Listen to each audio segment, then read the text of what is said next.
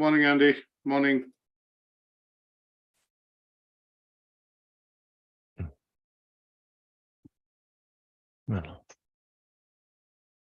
Hi, good morning. How are you doing? You okay? Hello, good morning. Hey, good. So good to hear you. Everything okay? Yes, of course. Good stuff. Good stuff. So we'll make a quick start now with regards to our discussion. So today we are looking at covering learning outcome 4, which is the operating in global context. And so far we've done learning outcome 1, 2, and 3. The last learning outcome focused on, so the first was just to look at a quick bit of recap, just to refresh. First was primarily about understanding globalization, context of globalization, its origins, and referring to the fourth phase of globalization 4.0, and then factors which affect, globalization. In the second learning outcome, we basically discuss in detail into the context of 3 different terms: global economy, global business environment, and then what are the factors which are driving globalization. In the first learning outcome, we understood positive and negative effects of globalization. In the second one, we understood what is driving globalization and why does a business have a need to be able to, look at considering that it needs to expand or internationalize or, work and operate within a global environment or an international environment. Now, in the third learning outcome, we basically looked at focusing on understanding how and why business wants to operate. So we went into more reasons of, why a business should consider going global, or what are the circumstances and factors through which it considers that it needs to expand its business and then, have operations across various geographies. We also looked at some of the routes through which a business can actually expand, which is looking at diversification, franchising, looking at joint ventures, mergers and acquisition. And in some cases, it is purely just a case of gaining competitive advantage, which is because they look at outsourcing, maybe, let's say, getting an access to a pool of talent from outside, which is required for its own operations. And those are the bits that we see in learning outcome 3, that we can say that why a business needs to expand and how does it expand by looking at the various routes. Now, in the fourth learning outcome, we are focused on understanding how the business would operate. This is understanding that if the business has expanded globally, now the leadership or the key people, management, and key people in the organization also need to understand the context in which, why and how they would see some of the minimum requirements of the business to have, whether it's in terms of manpower, infrastructure, resources, training and development, culture of the organization, structure of the organization, which is going to be making it, or providing it a conducive environment, which is, say, a favorable environment through which it can operate successfully within the global markets. So this is what we are looking at covering in learning outcome 4. There are 3 assessment criteria. So we are going to go back and look into something called the structure and culture of the organization. And this is where we will be looking at covering Hofsteed's, cultural dimension model, and obviously look at McKenzie's hard and soft model of leadership or approach when organizations look at balancing the 7 S's. And we'll discuss what are these 7 S's. Then it looks into explaining how operating in a global market impacts the strategic and operational decision making. Sometimes you would see that if there are businesses, say, in one country and there is an operation of that same business in another country, the management sometimes has to take different decisions which apply to different markets. And these are done because of the fact that maybe in one country the growth is slowing down, in the other country or other geography the growth is increasing, or demand for their goods and services is increasing. So decisions in terms of investing, in terms of marketing budget, promotions, hiring of manpower might be different in different markets. And this is what, sometimes leadership and management has to look at when they look at taking strategic decisions and operational decisions. Strategic decision would be to invest into a market which is growing, divert more funds, more promotions, and, obviously, let's say more resources, because they see higher returns or bigger returns coming from that market. But in certain cases wherein they need to maintain strategic presence, then, we are looking at essentially, making sure that in order to maintain the presence, what we have to do is, essentially that would mean that at some stage, you would need to then look at putting in a bit of money to keep a minimum threshold of things and operationals, let's say agendas being driven, because that is a strategic market simply because either the business was founded, originated from there, or it's a market which is, obviously a developed market, but there may be some of the things like average selling price might be higher. It might sell low in terms of volume. There are various ways. So one such example that I would give is in that case, the decision would be that, okay, in this market, we have a higher selling price because of the economic status and demographics of the consumer and the population. So even though we sell less volume, but we sell at higher profit, so we need to maintain a presence within the market. So in this case, some of these decisions to introduce products, when you look at car models, for example, BMW or Mercedes might not introduce all the models or range of their models in all the newer markets that they go. And that is an operational decision. A strategic decision would be to whether they are looking at being in that market long term. And there is a plan that they have, which is primarily looking at introducing the A class, then going to B class, C class, some variants of E class, S class, because they would then feel that the market is maturing. There is traction with the consumer in terms of purchases, and there is a demand for some of these products. So these kind of decisions would be looked at, when we discuss the assessment criteria 4.2, operational versus strategic. Now, the last is we need to suggest ways in which how a business could respond to an impact of globalization. So here, impacts that we have to look at is which can not just affect. So there are two ways of looking at it. One, impact of globalization, which is affecting all the businesses in a particular sector. So for example, education sector, construction sector, engineering sector, retailing sector, financial services. But there could be some factors which is affecting one business more than the other, is because either the business is facing adverse circumstances, which could be because of legislation, because of outdated machinery, because of, say, for example, if it is dependent on producing goods which are mined from the earth, then in those cases, environmental impacts could affect that business.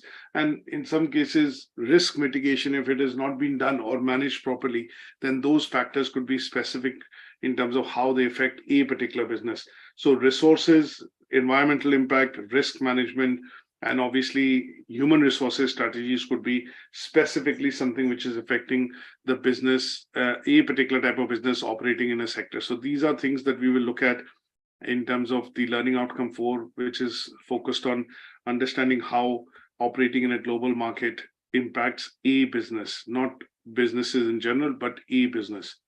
Now, in order to discuss this, what we'll do is we'll look at going through some of the presentation and slides that are created, and these primarily would be looking at covering the indicative content which has been given, and in turn help us address some of the assessment criteria that we want to look at.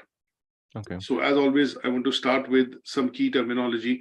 And the key terminology in this learning outcome is, how does a business operate in global market? And then we look at what impacts that particular business. So we'll take up an example. Now, when we look at how does a business operate in a global market, if you wear a creative hat right now and you think of, say, for example, you're looking at opening a business, you're looking at starting a business. So starting a business, say, for example, you're starting a pastry shop or a cake business. So in this case, if you look at just imagining how you would set up this business, we will look at coming to the operations of it later, but let's look at setting up the business first.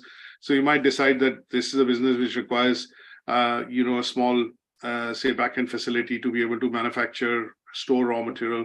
You need a shop front to be able to sell to consumers. You want to be in a busy marketplace wherein you have lots of footfall and there is a demand, or you have offices or, suitable clientele in and around that area, which allows, the demand for the products to soar, or customers have a demand for those products.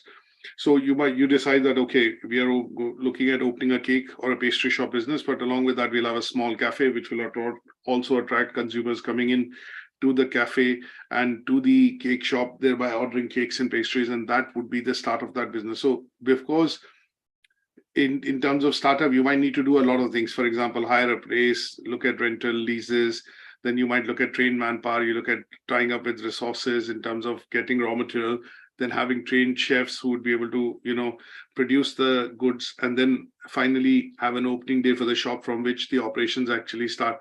And then you manage inventory, you manage finances, you manage footfalls, you look at opening times, legislation which is required, maybe health and safety certificate or a hygiene certificate for the shop, things like that.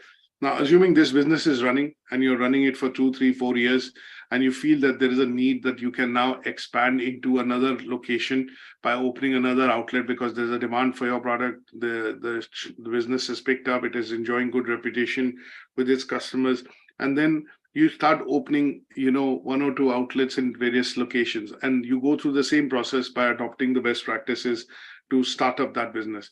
Now, assuming you have 2, 3 outlets and it is running well, you are now looking at managing the operations of the business, making sure inventory is there, making sure you have trained manpower, making sure customer service is good, price points are competitive. And then you're also making sure if there is a demand for newer products, then new types of products or variants are also being introduced, which are going to keep the customers coming back to the shop, to buy and enjoy your products. Now, at some stage, assuming after a number of years of operation, it could be, sometimes it is generally within 6 to 12 months, sometimes it is within a few years, sometimes it could be decades. And after that, you decide that, okay, now we are well established in Malta. What I want to do is expand to maybe some of the other territories in the region wherein I think I can broaden and expand the operation. Now, when you're looking at this as an objective in terms of, broadening the operation and, looking at managing it for the purposes of finances, inventory, manpower, administration, and, customer service, this is where what you're looking at is looking into utilizing things like, before you open a new outlet in a new location, you might have done market research to see if there is footfall in this region. Is there a competitor in that market? Is there a space that you can go in and occupy? And do you think there'll be a recall for the products or reputation that you have enjoyed in the other outlet? Would it still translate into this particular area? All this is being done by you to gather information, and this is primarily market research. Now, at some stage, if you go from one town to the other and you want to decide that this is the right location, or this is the right products that will sell in this area, or this is the demand because there is a competitor there, what you're looking at studying is what are the various ways through which you can actually open an outlet in that location. It could be that you might decide that I want to not open it directly, but I want to start franchising my operations. You might want to get into a partnership with an existing shop, which is maybe not enjoying that much of a reputation. Might be a good fit because you would not need to start from scratch in that location, and that in partnership might give you a jump start in that particular town. And these are things that you will consider from a short and a long-term perspective, and they would be termed as market entry requirements or strategy. Now, when you are assuming this is within 1 or 2 towns within the same country, but if you're looking at expanding to another market, which is another country, and the same set of operations are to be replicated, at some stage, you might also consider localization. What is the local preference from the consumer? What kind of products or variants, are generally more favored by, customers in, say, for example, Italy.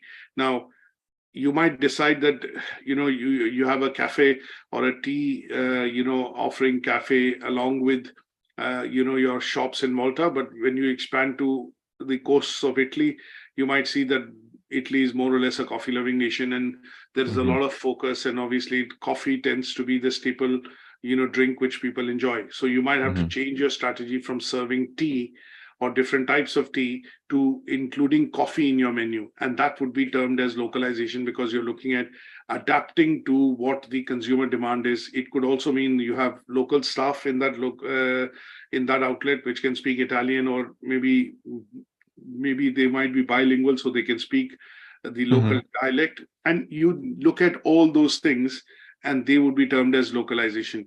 Then looking at minimum wage, or for example, some of the basic requirements in terms of law, when you employ people, you might look at legal and regulatory compliance. So when you think from a perspective of how a business operates, whether it's a small business, a micro business, small medium enterprise, or a large business, you will still go through the same process of understanding, what are the various things which are required for the business to operate in that market, successfully. Now, the reason why we use the word global market is because if that means that the business is present in more than one or two locations.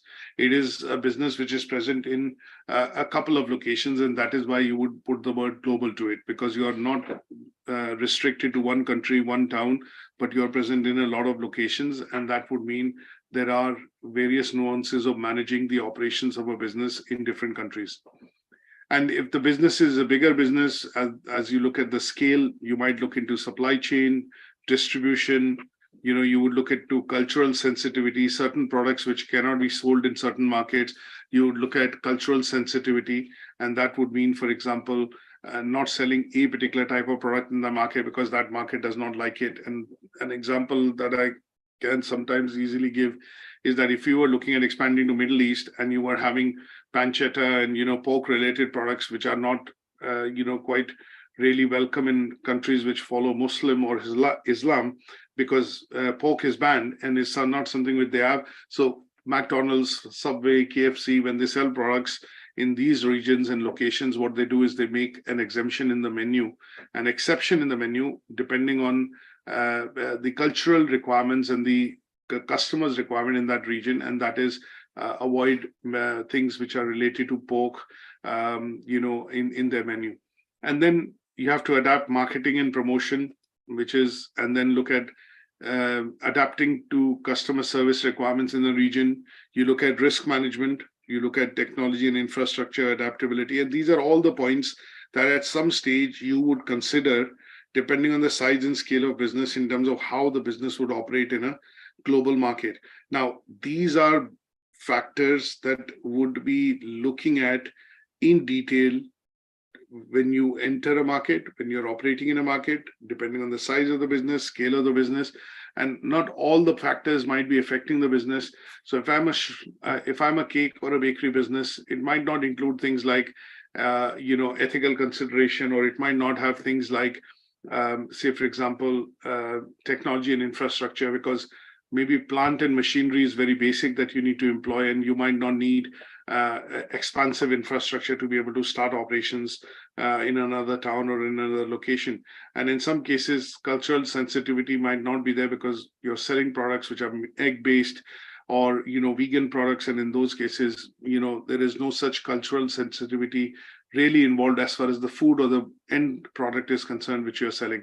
So depending on how you're looking at the business and the business operations after the business has been founded, you're running for a number of years and you start to expand, you would need to consider some of these factors, things like market research, entry strategy, localization, regulatory compliance. If there are supply chain, if your products come from your home country, or if there is a base of manufacturing in the home country and which requires raw materials to be shipped to other locations where the business is operating, you might also look at supply chain issues. How do you look at distribution and sale if the business is franchised or joint venture or partnership and the brand is essentially providing raw material? So you look at say, for example, you look at large food chains. McDonald's, for example, might have their own, contracts with farmers. And in those cases, they would basically want regional produce to be made available for the number of, hundreds and thousands of outlets that they have in a particular country, because it makes it easier for them to save on costs. They won't be looking at transporting, potatoes or some of the other raw material and products from the US. It will be specific in a particular country, not even within Europe. So it will be very specific. So in the UK, most of it either comes from Northern Ireland or Ireland in general, because they're closely related. Overnight, 1 hour flight, by road, 2-3 hours, and the material is there in most of the outlets. So these are factors that you have to look at when a business operates, in a global market. Now, the second thing we want to understand in the learning outcome headline, which is the key terminologies. One is how operating in a global market happens. And the second is what impacts can the business have when it operates in a global market. So here what I've looked at is what could be the positive impacts and the negative impacts on the business. Where sometimes positive impacts could be if the environment is favorable, conducive, the policies are your business, you've in a way set up in such a way or expanded in such a way that you are making use of the policies and the government grants and other soaps which the government has given you to expand into that region. then these kind of things would create positive impact. On the other hand, if the market is not doing well, there is fluctuation, rise of inflation, or the exchange rates fluctuating, or in some cases consumer demand going down because of recession or economic circumstances, then in those cases the business could have a negative impact. So considering that when you operate in a global market, good and bad things can happen, positive and negatives can happen. You can get advantages and you can face disadvantages. You can have pros and cons of the business. What we need to be able to do is understand just very briefly as an overarching way or a reason to see what could be the positive impacts and what could be the negative impacts. Positive impacts could be it is helping the business to grow. The business is looking at diversifying. That means is adding more products or more outlets or increasing manpower, or basically looking at more products being introduced to look at countering competition. It could also mean that you have access to more resources. If you enter newer markets, you have access to more resources. Sometimes outsourcing becomes much more favorable when the businesses expand. And one of the reasons why they look at expanding to certain geographies, like most businesses in the Western economies are expanding to Far East and Middle East or Africa, is because they see cost of labor is cheaper in terms of Western economies. They look at availability of resources. They see the legislation and regulation is not as developed as in their countries. So there is flexibility to operate in the environment. And last but not the least, the cost of running a business in that environment is cheaper. And that is what motivates when they select countries or regions for expansion. And then in general, if a business is well set, when we talk about the likes of Coca-Cola, Pepsi, McDonald's, Subway, their business is well set. They have a brand, they enjoy reputation.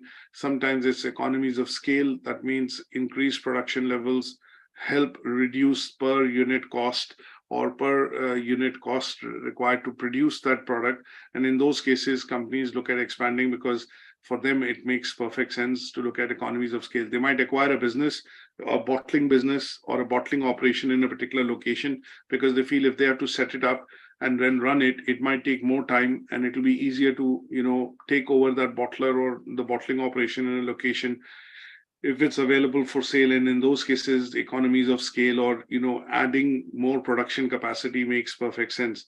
And then one of the key things which businesses see is, access to manpower, trained manpower, which could be a talent, pool that they want to dip into. That means if they want to understand the business and grow the business in that territory, HR side of things, look at how they can acquire the best possible resources from that region and then use those practices or as best practices, share them across various other regions of operations. And that brings more efficiency, productivity, and understanding of how these markets are operating. And in general, helps the business go forward from a point of view of looking at having trained manpower within the business.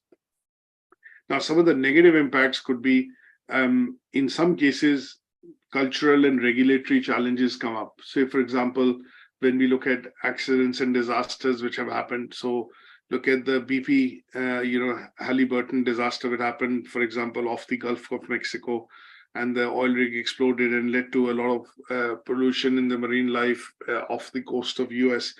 PT, for example, has been quite bullish on the US side of the market, US and Canadian market, and they were given licenses, but this one lapse has costed BT $26 billion just in punitive damages, then the cleanup cost, and then the repatriation of money to businesses. So it is a big hole which happened because of an accident, and that put a lot of negative impact on the BP's, British Petroleum operations within the US side of the regions. A lot of contracts were pulled, a lot of operations or projects were shelved, and that meant it had not just losses because of the oil spill which happened in 2008, 2009, but also had cascading effect for its long-term prospects of growing the American side of business.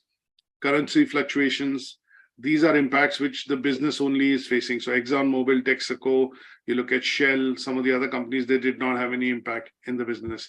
So these are negative impacts which are very specific to business because of accidents which have happened or or circumstances which are beyond their control, and that can impact the business negatively. So looking at currency fluctuations, import and export side of business, gets affected if you are importing raw material from other countries or you're exporting finished goods to other countries. Then currency fluctuation either makes the imports dearer or the exports dearer. And that is where some companies who have operations globally need to monitor these very carefully.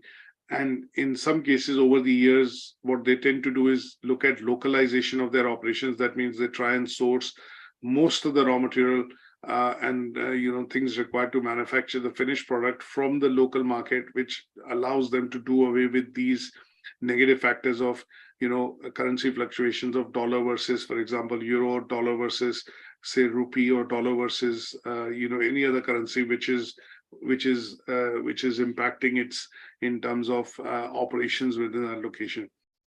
You have logistical complexities, you have political instability, so elections when they happen, or if the government policies change, and in some cases you see like green agenda or sustainability in general is becoming a norm with lots of governments, and obviously that could affect business adversely if there are stringent laws brought in for pollution, sustainability, water degradation, or recycling, and material being sent to landfills. If there are major regulations which are brought into this area, this could impact a specific business negatively. So for example, a lot of stores like Tesco's, Marks and Spencer, which sell grocery products, they might have negative impact because of all these regulations coming in on sustainability. And in general, sometimes a business withdraw, or they close, or they decrease their set of operations in that geography. This could also mean reputational risk. Now, one such example that I would give you is, like, for example, Tesco PLC tried to expand into Americas, and they tried for 10 years, but after that they withdrew operations from Americas because they felt that some of the other distribution chains like Seven, Walmart, there are loads of other chains, and obviously they were more competitive, and there was no room or scope for Tesco's to expand, and they had sustained losses in terms of operations over the years. But obviously withdrawing from the Japanese market, withdrawing from major markets, which are the world's largest economies like the US, also meant that they had a bit of a reputational damage to say that it's a British brand with operations in Europe, a turnover of more than 90 billion, but wasn't able to expand successfully in the US market, which is considered quite a big market. Because if you look at the population of Europe, it's 335 million. If you look at the population of US, it's 335 million. So gaining access to that market is very important for any company which is having international operations. But if you're not able to manage it and sustain losses, and then a bold decision to withdraw operations after 10 years of being present in the US was a reputational damage, to the business. So these are things which businesses can be impacted when they look at, operating in a global market. So sometimes these strategies have to be very seriously thought through by leadership. And in those cases, they look at the various routes through which business can expand into the market, which is things, and what are the reasons why they're expanding into the global market. It could be diversification, it could be access to resources, it could be gaining a competitive advantage, it could be for export and import, it could be for licensing, it could be for franchising or through joint venture or licensing, and in some cases direct investment in the case of Tesco that I gave you an example. And these are decisions which are not taken lightly, and the management and the leadership of any organization which is looking at expanding looks at them very, very carefully from a long-term perspective, so that if they want to expand into a market and they see that opportunity, then the decisions have to be successful, and they have to be prepared to essentially look at putting the resources and funds behind it in order to make that internationalization, or I would say global strategy of expanding into other countries successful. Is that okay? Okay. Now, Let's see. What we want to look at is, let's look at a bit of a quick video which basically tells us that why do we need to look at reasons of international expansion. And this video, I think, is not available on YouTube. So let me just have a quick look, and I will open that up. And this video is on a site called study.com. Okay. So let me just see if I can play this video. And that allows essentially, for us to be able to understand clearly that this is the reason why we look at how businesses, would want to expand and look at the routes through which they can, do international expansion. So let's look at this side of things.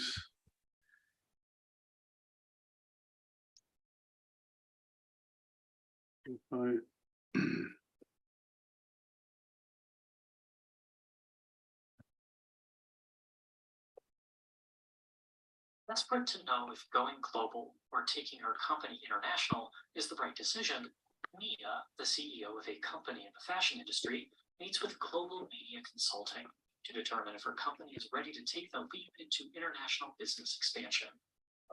International business expansion, or internationalization, is the process of expanding a business from the domestic market into international markets across the globe.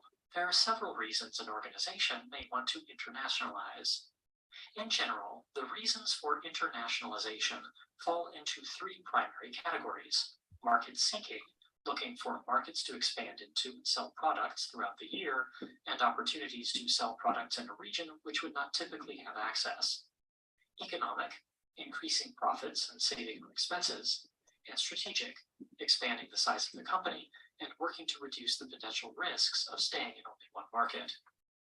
Global Media is helping Mia evaluate the reasons for internationalization, an important process for any company debating internationalization.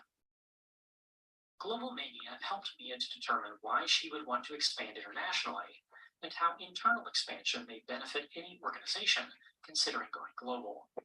He explains that within each category of expansion, there are important reasons that organizations choose to internationalize. Global Media takes a closer look at each category to help Mia understand the benefits of internationalization. 1. Market seeking. Market seeking opportunities include looking for areas where you can sell products all year round and methods for selling highly specialized products that wouldn't be accessible without internationalization. Specialized or unique products include items such as coffee, which is sold through international means because the beans come from specialized locations such as Ethiopia or Ecuador. Thus, internationalization can help a company to gain a competitive advantage. This means that they want to stay ahead of their competitors. Expanding the company internationally makes the products or services accessible to customers, no matter where they may be. Further, internationalization can help companies to sell all season long. For example, some of Mia's winter clothing that would usually go on sale in the US can be shipped to South Africa during the US summer because it is their winter. 2. Economic reasons. Some organizations internationalize in an effort to increase profits by taking advantage of the concept of economies of scale, which is the idea that the more output an organization has, the lower the cost of manufacturing. For instance, if Mia makes 1,000 pink shirts, it will be cheaper than making 100 pink shirts. If she internationalizes, she may start making 10,000 shirts instead of 1,000, further decreasing her cost of production. Additionally, some organizations need a variety of resources or materials to meet their business needs. Importing products such as clothing materials, food items, metals, and ingredients for pharmaceuticals can be extremely expensive. Internationalizing can help companies to diversify their resources and decrease the cost of production. In the long run, this decreases the cost of their goods or services and makes them more accessible to the customers who want to purchase them. Further, companies may globalize to reduce the cost of discovering new products. Research and development is important for most organizations, and the economic advantage of expanding the company can help alleviate the expense of coming up with new products and services. It can reduce this cost by providing more affordable resources and reducing the cost of production. 3. Market reasons. Other organizations are looking to grow their company through market development, which is the process of expanding into the new markets. Large organizations may have maximized the number of market shares or control they have over their local markets. In order to continue growing, they will have to expand internationally.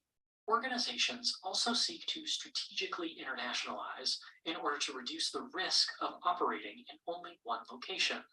If Mia always operates in one market and that market crashes, then her company is at a greater risk of failing. However, if she operates in numerous markets, one could fail and the other market would keep her company alive. Global Mania explains that each of these reasons to expand internationally feeds into the important decision of taking a domestic company and making it an international business. Mia is now happy to have heard that internationalization can increase her competitiveness, provide an outlet for company growth, make use of technology, and possibly decrease the cost of importing materials for her clothing line. As Global Mania has pointed out, these are all reasons that any type of company will consider internationalization. To wrap it up, going global or taking a company international is an important decision for any company thinking of moving into the international market. International business expansion, internationalization, is the process of taking a domestic or local company and expanding it to the international market. Companies seek to expand internationally for many reasons. The three primary reasons for internationalization include market seeking, searching for opportunities to sell products and services all year round, as well as providing markets with products customers may not typically have access to. In this respect, some companies look to stay ahead of competitors by increasing or maintaining their competitive advantage, or staying ahead of competitors through international, which can make their products and services more accessible to consumers than their competitors' products and services. Economic, seeking to increase profits or save on costs associated with production or research and development. Some companies also want to maximize economies of scale, which is the concept that the more they produce, the less it will cost them. Furthermore, it can be cheaper for a company to internationalize than pay the cost of importing essential resources or materials necessary to their production process. Strategic, looking to grow the company or looking to reduce risks associated with operating in a single market. Other organizations have already maxed out their domestic market shares or amount of the local market they have control over. Thus, they look to globalization as part of their market development or plan to grow their company. Companies looking to internationalize will use one or more of these reasons to support their push for international expansion. So as you can see, this video beautifully summarizes, why a company would consider international expansion. And some of the factors that we looked at going through were actually covered visually in this particular video. Now, let's look at two other theoretical models that we would need to go through before we get into the assessment criteria. Now, one of the first models that we want to look at in terms of discussion is the McKenzie's 7S model of organizational structure. Now, here, what we want to be understanding is that when we talk about this particular model and, why it came about and, how it was introduced, I think there is a lot of research which has been done by McKenzie, and this is not McKenzie in terms of McKenzie as an organization, but this is, a particular person who essentially, did a lot of research by studying, the structure of organizations in, let's say, through various factors. So when we talk about the McKenzie's model and its, origin, what we are essentially looking at is that this was a research or a study which was done by, Robert Waterman Jr. and Tom Peters. Both were professors at the Harvard Business School. And what they did was they basically looked at, through the route of studying different organizations, culture, structure, and how the culture of this, how the structure of the organization affects the workings of individuals within the organization and what kind of culture it helps develop, is a study which they started doing. And this study, once they concluded, they then came out with these 7 factors. These 7 factors were later coined as the McKenzie's 7S framework. And these 7 factors were essentially the 7 S's which we talk about. And these, help the organization in assessing whether they have effective and a working organizational structure which is suitable for their business operations in the organization or not. So they classified these 7 S factors into 2 types, hard and soft. And each of these S that we mention, which is why it is called the 7 S, stand for strategy, structure, systems, style, shared values, skills, and staff. And these 7 S, factors essentially then help us, or elements or factors as you would call them, were analyzed by them and understood what is the influence of each of these factors on the other elements. And then this study, which helped them perfect this particular framework, finally helps us understand that what kind of structure can work within the organization, and is that structure effective in the functioning of the organization? And if it is effective, then what elements, when we look at the elements and the interdependence of the workings of these elements, affect the overall functioning of the structure in that organization.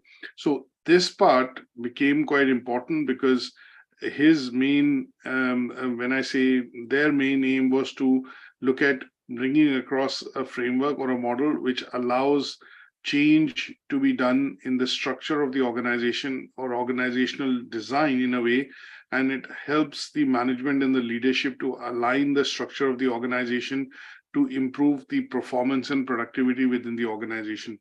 So if I was to ask you, what is McKenzie's 7S framework? It is a framework which basically helps the management and the organization to understand the effectiveness of a particular type of organizational structure, and whether that structure is workable within the organization, whether it supports increasing efficiency, closer working, team working, and also the process of decision making in a way which allows the organization to meet its goals or achieve its goal. And the reason why sometimes we talk about different types of structures, we talk about hierarchical structure, flat structure, divisional structure, matrix structure. We look at 5 different types of basic structures. Now, which structure works best within what kind of a setup in the organization is the analysis which this particular framework allows us to do. And when we look at the 7 elements which they propose them into 2 categories. One of the categories that they proposed was the soft category of elements, and these soft category of elements essentially meant that the organization would essentially be looking at some of the skills and the elements which are within the control of the organization. So when we talk about soft and hard elements, what we are looking at is the aspect of how these elements can actually affect the working of the organization. When I say working, what I mean by that is the management decision-making process. So when we talk about these first 3 elements, which is essentially structure, strategy, and systems, these are termed as hard elements because they are fixed by the management within the organization. So the structure of the organization is firmed up by the management. It is influenced by the management. Systems, processes that are used in the organization are brought in by the management or the leadership at the start of the operations of the business.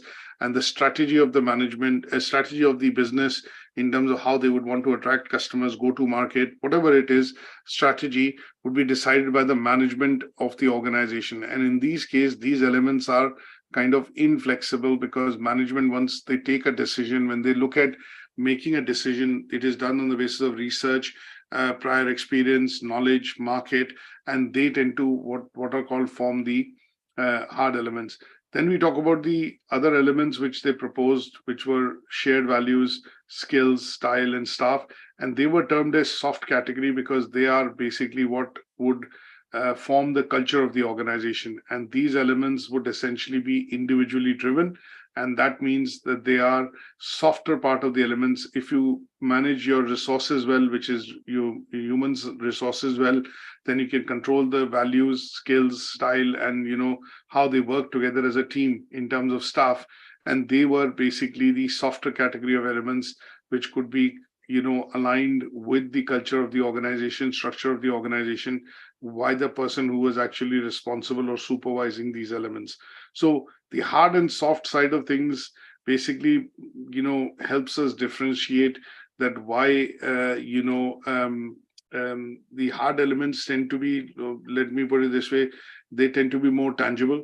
They tend to have measurable impacts or aspects of the organization. So, for example, a strategy would be a three-year to 1 year, 2 year, 3 year, 5 year strategy.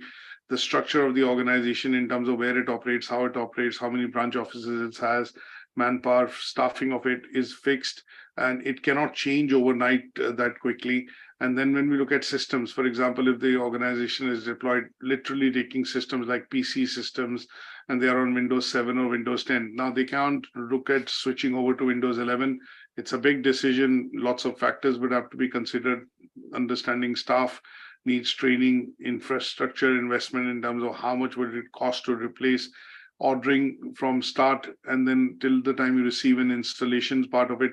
So these are things which are fixed. These are things which are essentially tangible, measurable, and they normally don't tend to be changed over a point in time without a rationale behind it. And the softer side of elements tend to be intangible, and they are subjective because they are open to molding, changing, and adapting, because it relates to staff style, shared values, and skills, which could be dependent on what staff and resourcing is present within the organization.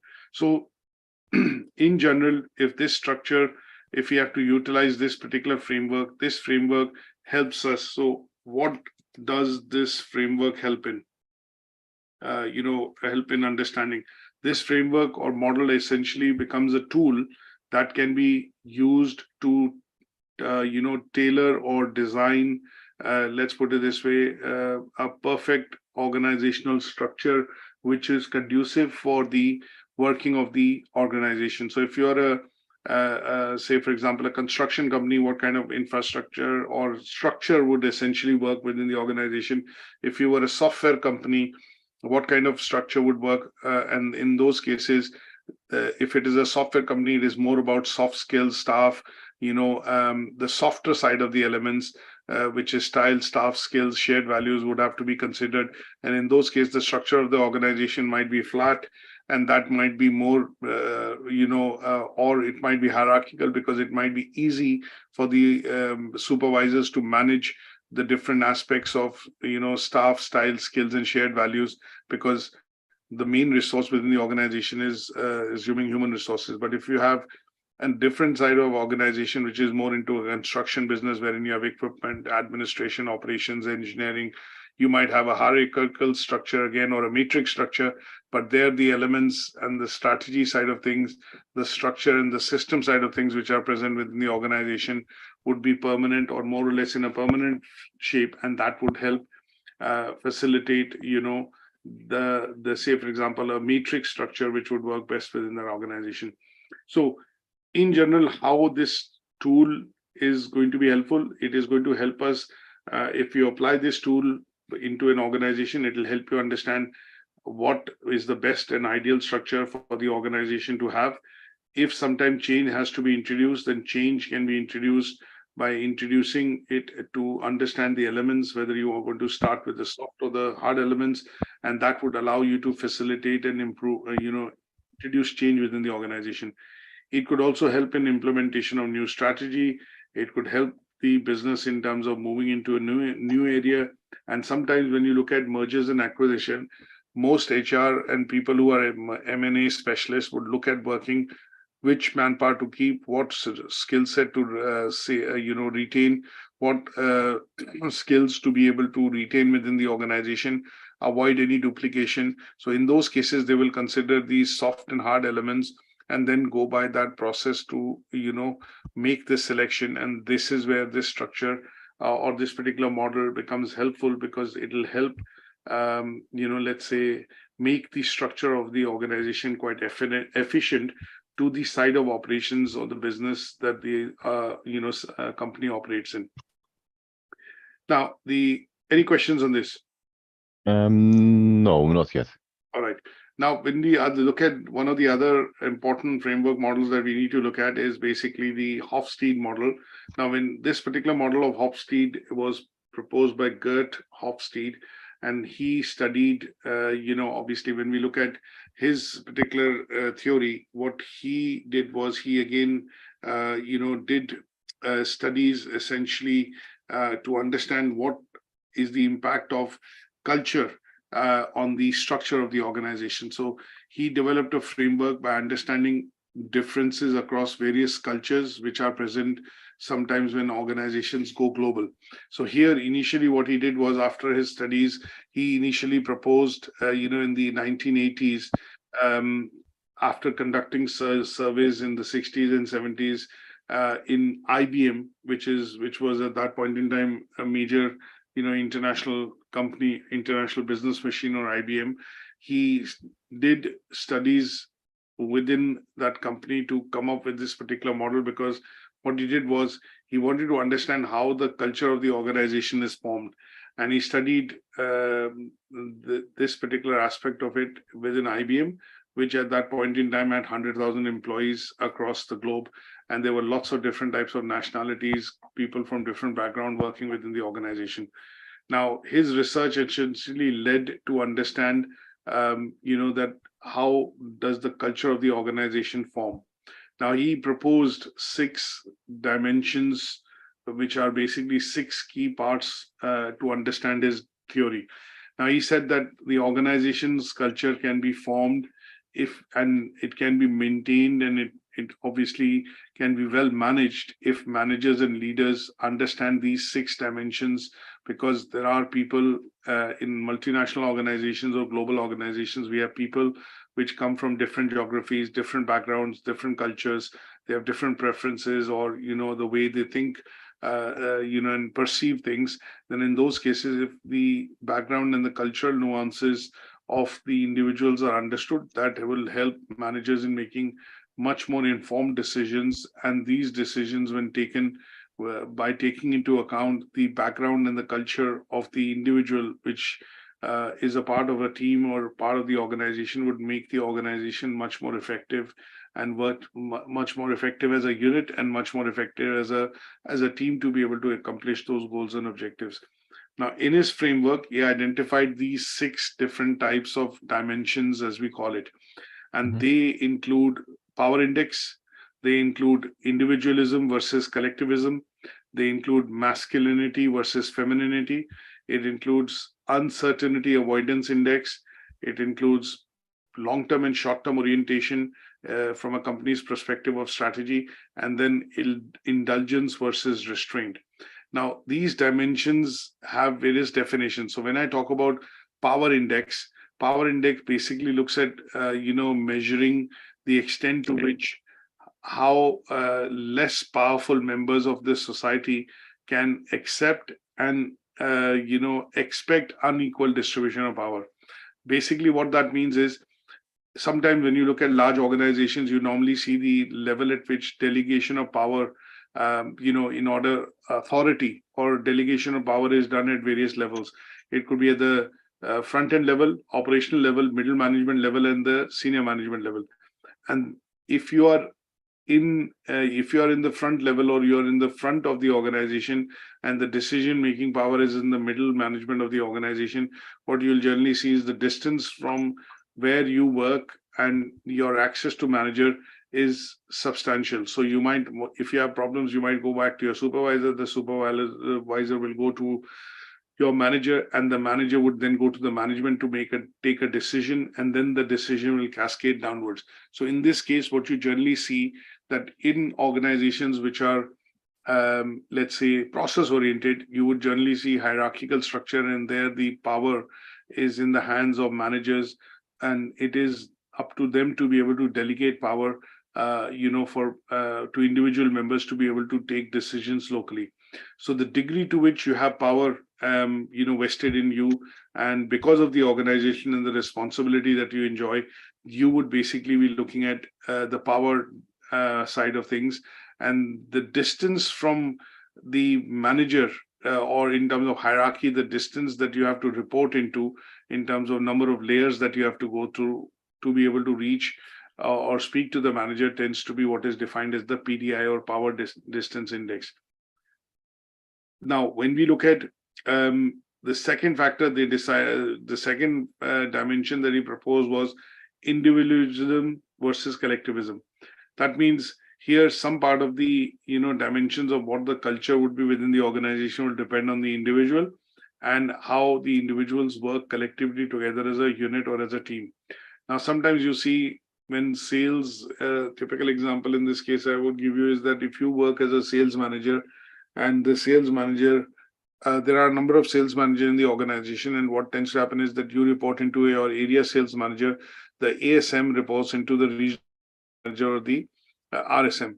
Now, in some cases, if the target given across to an ASM or area sales manager is a sum total of 10 sales managers underneath him, you might have a target of 10 million, but as an individual, you might go and hit a target of 2 million or 3 million. All the other managers put together hit 4 or 5 million, and that makes up the 10 million. So here what you are going to see is that the person's ability to be able to drive and achieve that particular target is individualistically based, because that might motivate the individual more. They might be looking at more incentives, and this is driven through individual, let's say, effort. Now, in some organizations, there is a focus on collective, efforts. That means team has to win, not the individual has to win, because that is the essence in which how the organization is designed or is structured to be able to move forward. So when I look at software side of organizations, it is not a case that you are able to develop the code or you are able to make that code work. It is going to be a part of the overall process, wherein if this code works, then the next part of the code should also work, and then the whole team working behind creating a particular module. Say, for example, Facebook introduced the timeline, changed the interface from, feed to timelines, I think about 3 or 4 years back. Now, in order for them to implement this change, there was a large team of 16,000 engineers which were working to look at making this shift.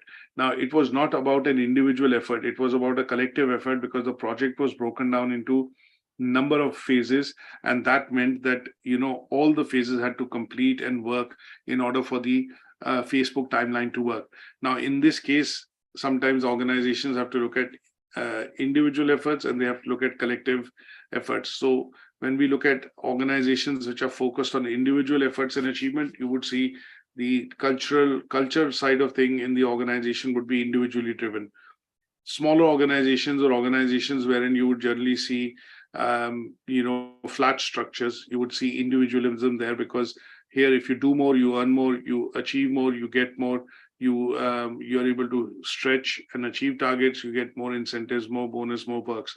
And sometimes when you look at collective side of things here, the organization would look at building harmony within the team, loyalty within the team, closer workingness within the individuals, and a sense of community looks at ensuring that collectively everybody tries to achieve, because the objective is far greater than one individual to be able to achieve. So they break it down and ensure that the team works together to be able to achieve. So these dimensions that he proposed had a bearing on the culture of the organization. What kind of culture would essentially work within the organization? So he identified these factors, or as I say, dimensions. And the third one was, say, masculinity versus femininity. So here you're looking at, things which are going to be related to material success, which will be termed as masculinity, and quantity in terms of femininity. So when he looked at certain factors wherein in terms of how can success be replicated and can it be replicated time and again, now in those cases, this dimension helps to understand that whether this achievement of the goal which has been done by the team and by the company, is it a one-off? Is it going to be repeatable? Is it going to be something which has happened because there's a process and a sequence of steps or measures which have been taken, which is allowing this success to be achieved? And in those cases, this would be looked at as one of the dimensions, which is what management would want to, look at studying. So here, it will be a reflection of how the distribution of roles between various genders, male and female employees have happened, and what is the emphasis paid on the assertiveness and achievement of these roles by various people within the organization. So this particular model, it's important in general, if I put it this way, these dimensions depict how the company would essentially be influenced by, various dimensions of culture, which can be seen working because of, different people working within the organization. And these dimensions essentially would help the organization understand what, culture would be best suitable for the organization to have, and that would create a favorable environment for employees from all walks of life to be able to work towards a similar goal. So if we look at Hofstede's model of cultural dimensions, this framework, essentially is used for understanding the cultural differences across, when the company operates, in various geographies or has global operations. And this allows the management and the leadership to use this model to be able to understand what are the differences between operations in America versus India, what are the differences between America and Japan, or Europe and China. And if we look at specific differences, then they would want to identify why this is more successful or why this is working in that geography. And in those cases, they will need to go into these 6 individual dimensions to understand what is the right balance and mix of these dimensions or factors to use to make this side of things work and reflect it as a culture in terms of a successful culture within the organization. Is that okay? Any questions on this so far?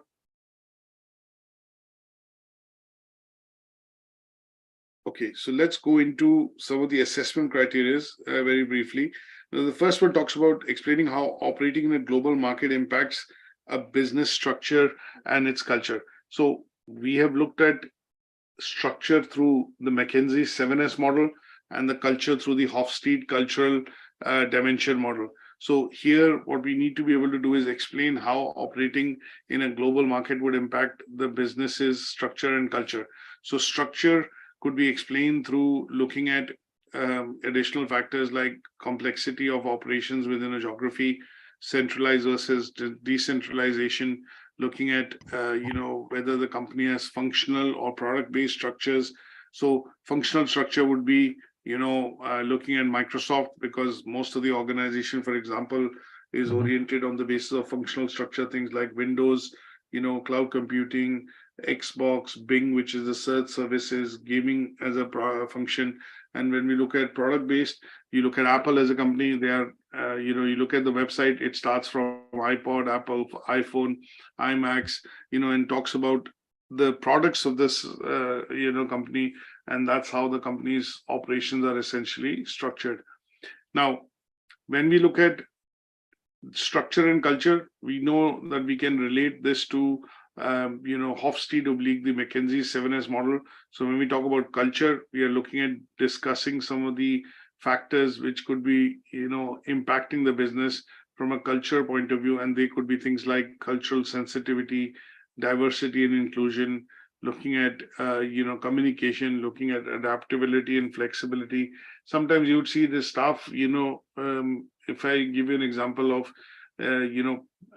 like say during COVID, we saw that a lot of companies had to adapt and become flexible in terms of their working culture because of restrictions of lockdown, or for example, restrictions in terms of social distancing.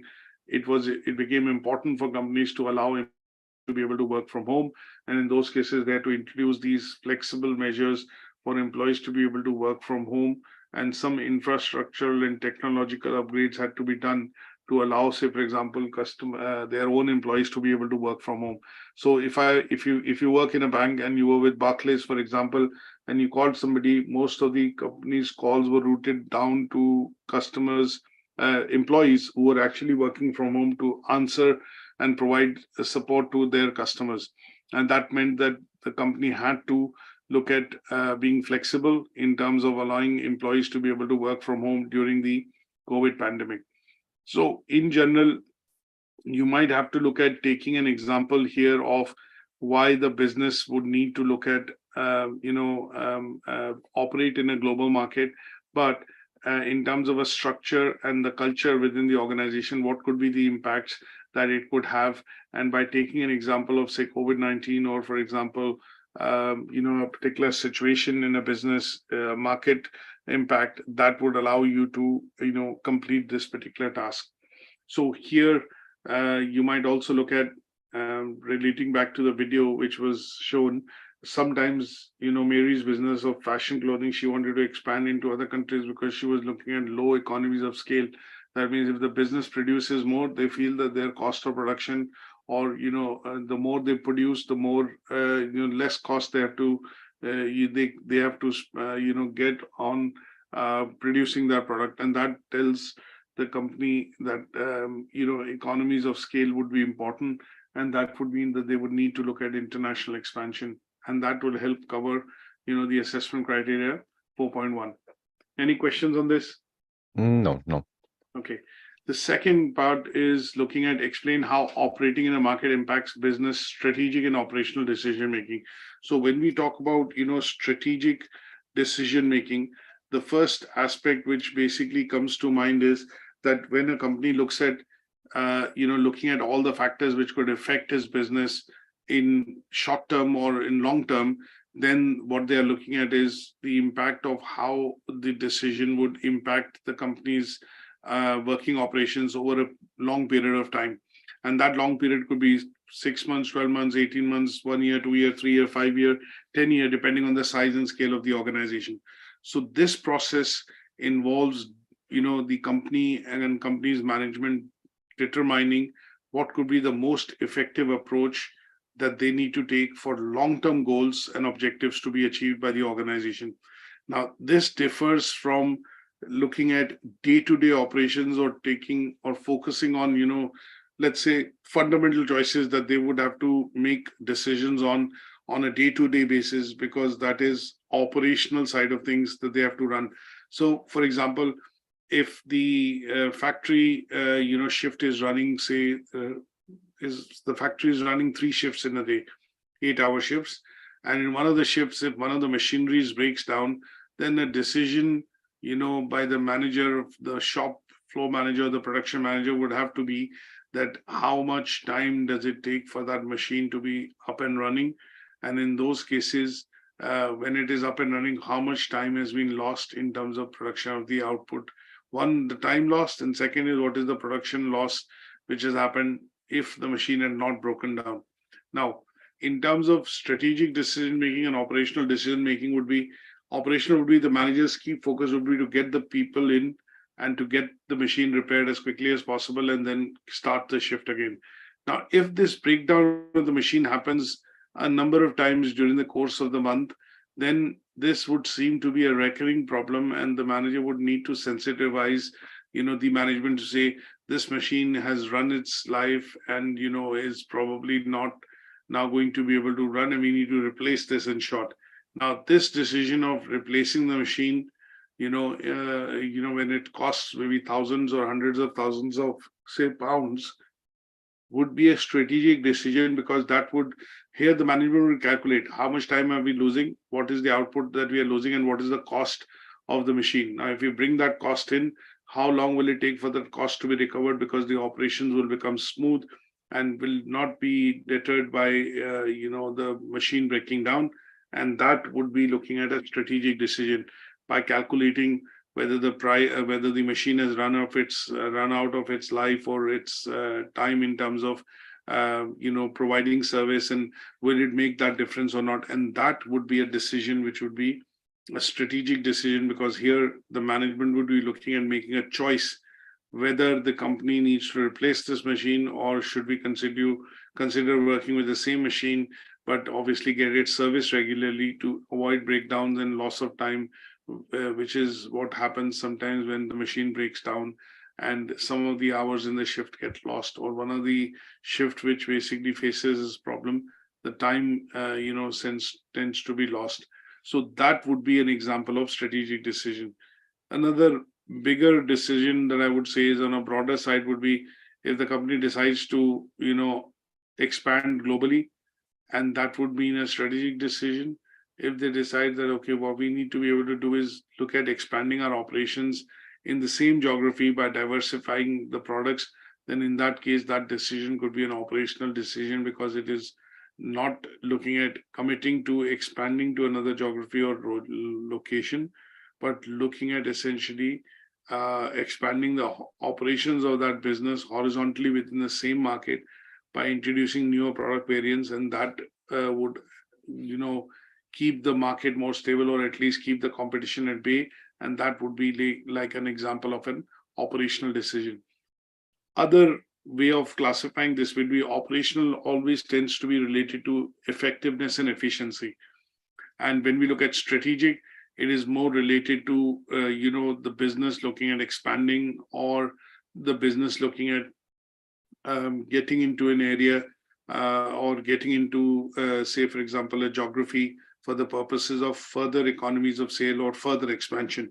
And that would be a decision driven by whether we want to look at strategic side or whether we want to look at operational side.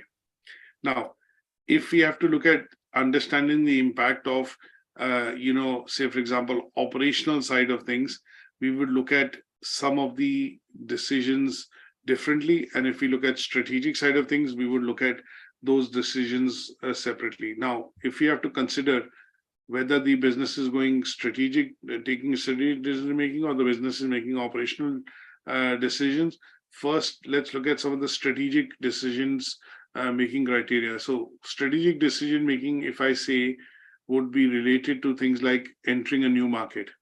It could be looking at, branding and positioning or change of the branding and positioning of a product or what the products and services the company sells in a particular market. It could also be looking at streamlining supply chain by either, like say, buying over the business, which could be providing raw material, or in some cases, looking at essentially producing and localizing the goods in that market, which speeds up the supply of, goods coming into the factory to maybe produce finished products. And then last but not the least, you might also look at, for example, things like competitive analysis and regulatory compliances, because this is where the company would be looking at long term. Now, they would not change branding and positioning of the organization for a short term. It would be a full rebrand or repositioning, which will last for 3 years, 5 years, 10 years. So these decisions tend to be longer term. They tend to be more fundamentally done to look at reorienting or realigning the business to the requirements of the consumer. And they are decisions which we will see happening in the long run, or the impacts and the results of these decisions tend to come in the long run, and that is why they are strategic decisions. Some of the operational decisions that the company might or the management might decide to take is if the products are not selling and there are lots of Me Too products available, if there is pile up of inventory, one of the key decisions which the local management or the management in that country would take is, let's reduce some part of the price to meet the competition and put pressure on them. And pricing as a decision is considered as an operational decision. It is not a strategic decision. Distribution, for example, again, you might decide that, okay, if I need to sell this product in this location, let's pre-move some of the material depending on the demand. Like now, most outlets and companies would be preparing for the big Christmas sale season. There'll be products and things which they've already started to move and put into motion. And so they would ensure that enough distribution of these products is available so that when consumer decides to buy, they don't need to wait or they would otherwise lose the sale. And in those cases, these are distribution decisions.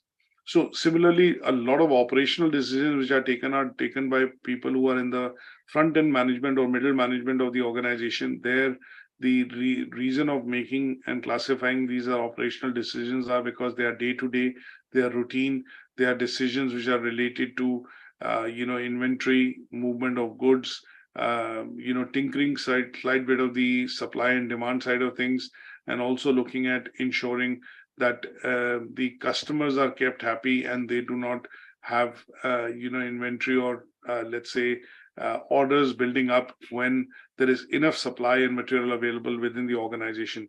And these decisions are taken by managers at the front and the middle level, middle operational level. So it allows the organization to then achieve its tactical objectives, which could be the revenue for this year, profitability for this year, market share for this year, and they would be time-bound decisions which are done by the management.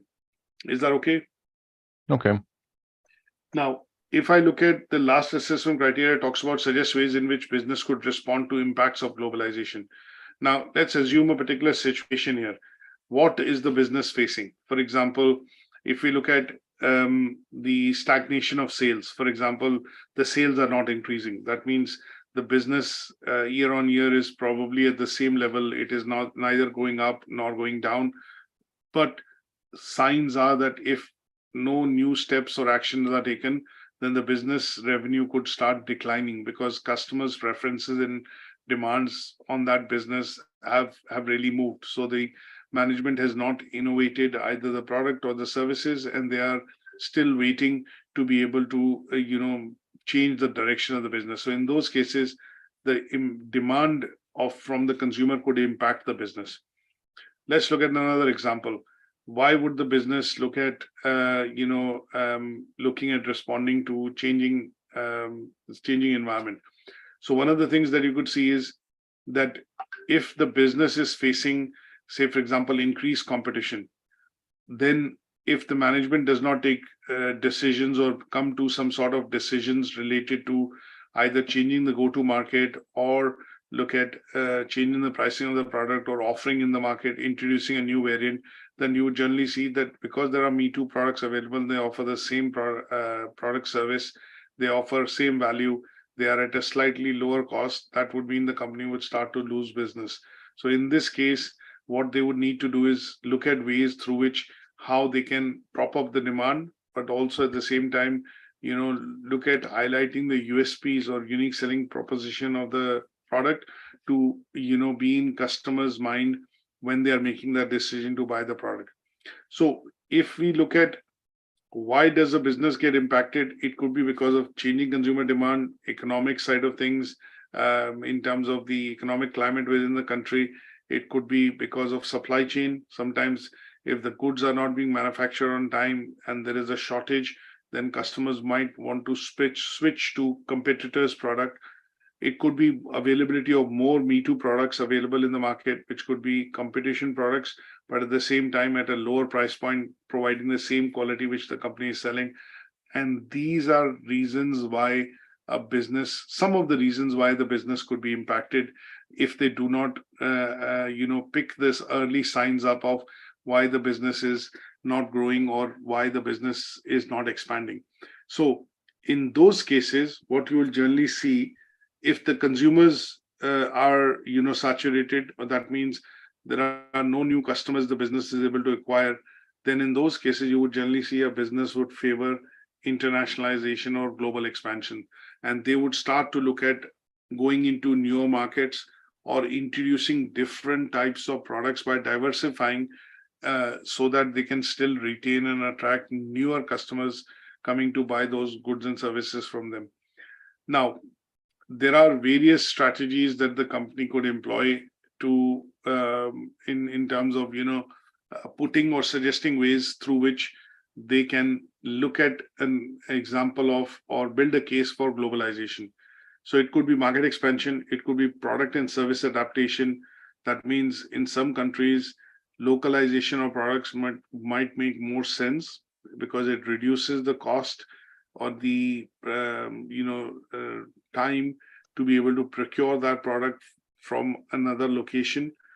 And last but not the least, in some cases, these products could be cheaper or could be manufactured more economically within the local side of the market than exporting or importing them from outside as raw material, because that would mean, one, they would be expensive and would drive up the cost of the product, drive up the cost of the product that the company is trying to sell in that market.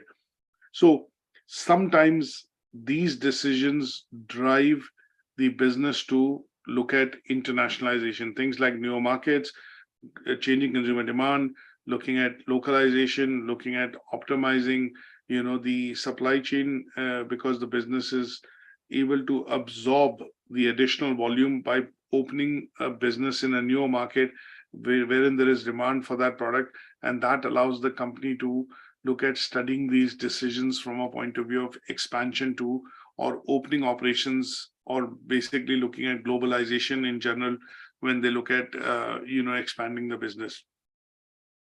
And then we go back to the same points which I have mentioned earlier, but slightly different here: cultural sensitivity, access to the pool talent of newer employees or people. Sometimes companies need to look at strategic partnerships or alliances, and these could be joint ventures, partnership, or franchising in order to help expand into the geography. And then we are looking at risk management, diversification, and also looking at sometimes let's look at, why do you think CFOs of many organizations have a quarterly call? Large organizations like Apple and Microsoft and these big companies, Tesco's and Morrison's, they have a quarterly call with the media. The CFO, the chief financial officers, would normally give out some readings for the next quarter. How's the business faring? What profitability they can expect? What are the major changes which are impacting the business? They look at making let's put it this way, if I rephrase, that most of these businesses, because they're listed on the stock exchange, they have different stakeholders. You have shareholders, employees, staff, suppliers, manufacturers, distributors, government, banks. These are all stakeholders in that business.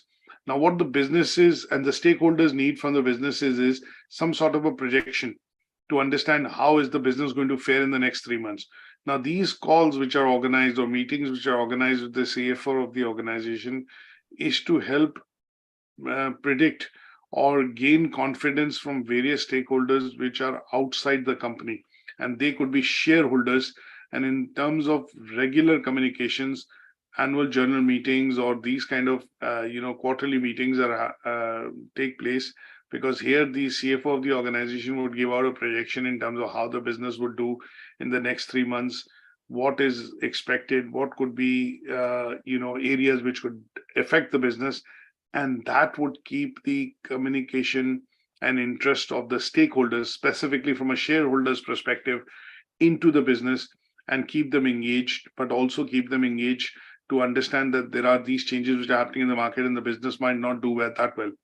A case in point and an example that I'll give you here. So, for example, when Tim Cook and his colleagues, get into a quarterly call with the media and financial analysts and the stock markets in general, they normally get a point that there is no new product coming out from Apple. Apple's revenue are very heavily dependent on the iPhone. So if there is no new product coming out and a new variant of the model coming out, they generally are not very positive about the company's operation in terms of increasing business profitability or overall increasing the turnover of the revenue of the business. So in those cases, they ask them hard questions, and this questioning side of things looks at understanding how the company is going to fare in the next 3 months in the market.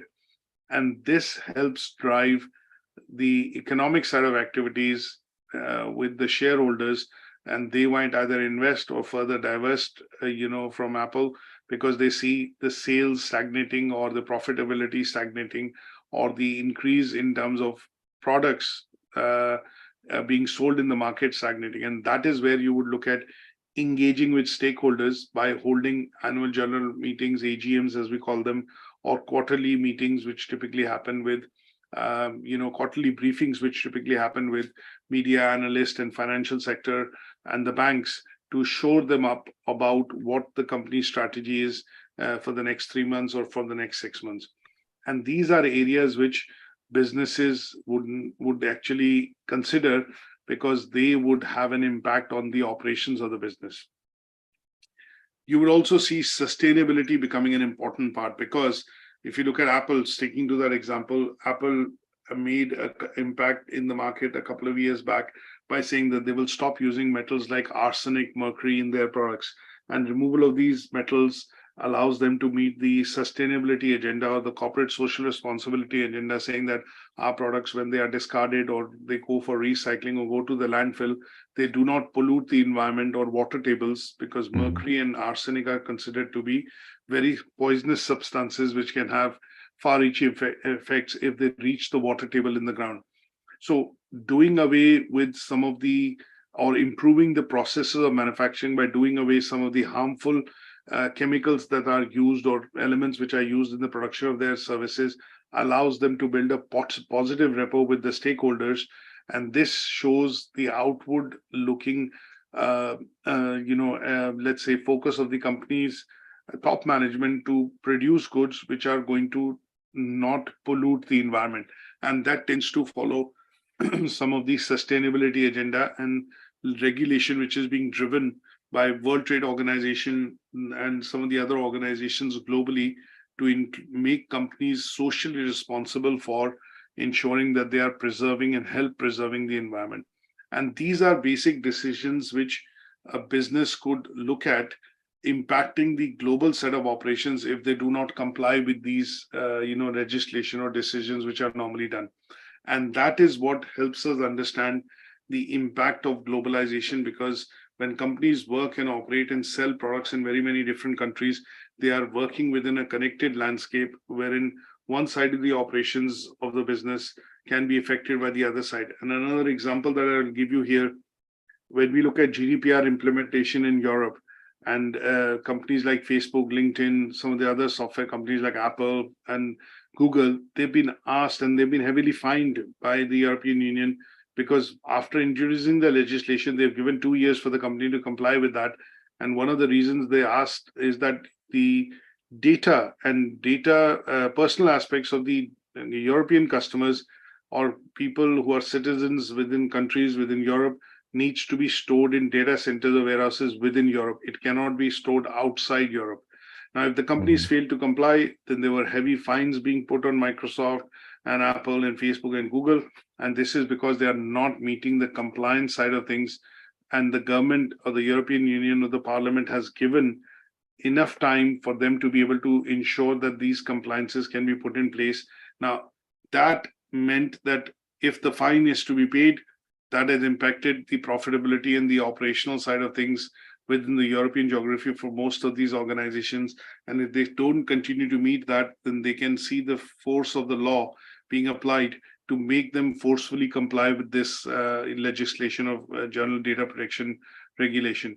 And you would see that all companies over a point in time have started to comply, and they know very clearly if they don't, then this could impact the operations of that company or the subsidiary in this particular region, and that would affect profitability and various other aspects of the reputation of the business and things like that. So these are global impacts that companies have to keep in mind when they look at expanding operations by selling goods and services in other countries. Is that okay? Yes, of course. Good stuff. So that brings us to the end of today's discussion in this particular unit, in comprehensively covering the Learning Outcome 4. And my suggestion for this would be to also look at reading some additional articles that I've put in place, which is Expanding Your Business Internationally, 15 Essentials, which is an article on Forbes website. And then Global Business Markets and Opportunity, which is an article on Lumen Learning, which will give you a good idea in terms of why businesses look at expanding globally and what are the minimum requirements they need to meet to be able to successfully do that. So these are two additional readings that I would suggest in order to kind of completely understand what we've discussed in today's session. And then tomorrow we are going to meet up to discuss the assignment brief, for this particular unit. Tomorrow, Wednesday. 31st, Wednesday, yeah. Oh, yes, Thursday, yes. Thursday, yeah, that's 31st, which is Wednesday. So same time at 11. Yes. Okay. So I'm working tomorrow this way. No, that's fine. 31st, yeah, I forgot it is 31st. So if you think of any questions or if you have any queries on today's session, feel free to drop me an email. Otherwise, I'll catch up with you on Wednesday, and that is where we will discuss how to compile the evidence for this particular unit's assignment brief. Yes. Okay, no worries. Okay. Thank you so much for attending, and I look forward to then speaking to you on Thursday. Thank you very much. Thank you. Thanks, Andy. Thank you. And Thank bye you. for Bye now. bye.